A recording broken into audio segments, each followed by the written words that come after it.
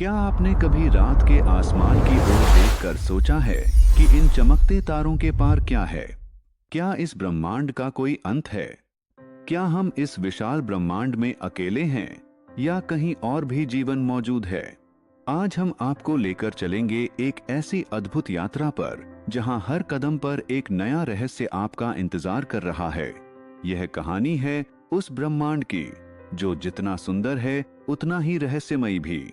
करीब 13.8 अरब साल पहले कुछ भी नहीं था।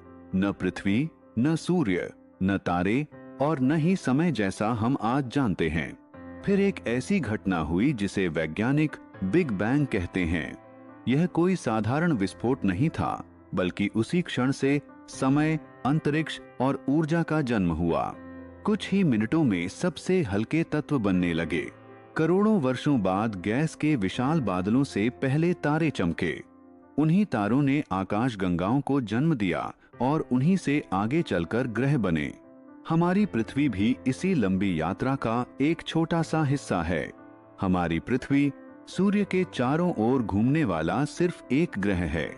सूर्य मिल्की वे आकाशगंगा के लगभग 100 से 400 अरब तारों में से केवल एक तारा है।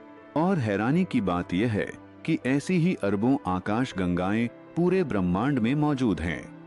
अगर हमारी पृथ्वी को रेत का एक छोटा सा कण मान लें, तो पूरा ब्रह्मांड एक विशाल रेगिस्तान जैसा होगा।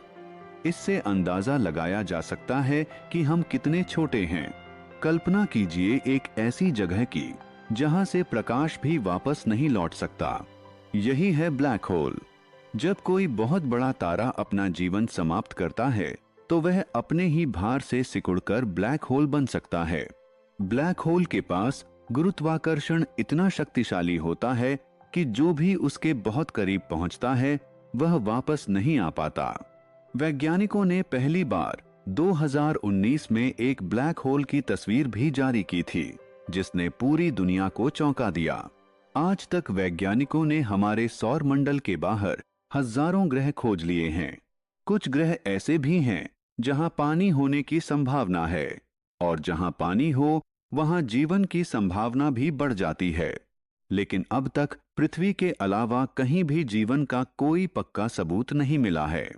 फिर भी वैज्ञानिक लगातार अंतरिक्ष में रेडियो संकेत भेज रहे हैं और दूर दूर तक जीवन की खोज कर रहे हैं। क्या किसी दिन हमें किसी दूसरी दुनिया से जवाब मिलेगा? यह सवाल आज भी अनसुलझा है। वैज्ञानिकों का कहना है कि जिन ग्रहों, तारों और आकाशगंगाओं को हम देख सकते हैं, वे पूरे ब्रह्मांड का केवल लगभग 5% हिस्सा हैं। बाकी 95% भाग डार्क मैटर और डार्क एनर्जी से बना है। सबसे बड़ी बात यह है कि इन्हें देखा नहीं जा सकता। हमें केवल इनके प्रभाव दिखाई देते हैं। यानी सच तो यह है कि हम आज भी ब्रह्मांड के अधिकांश हिस्से को नहीं समझ पाए हैं। हर नई खोज हमें यह एहसास कराती है कि जितना हम जानते हैं, उससे कहीं अधिक अभी जानना बाकी है।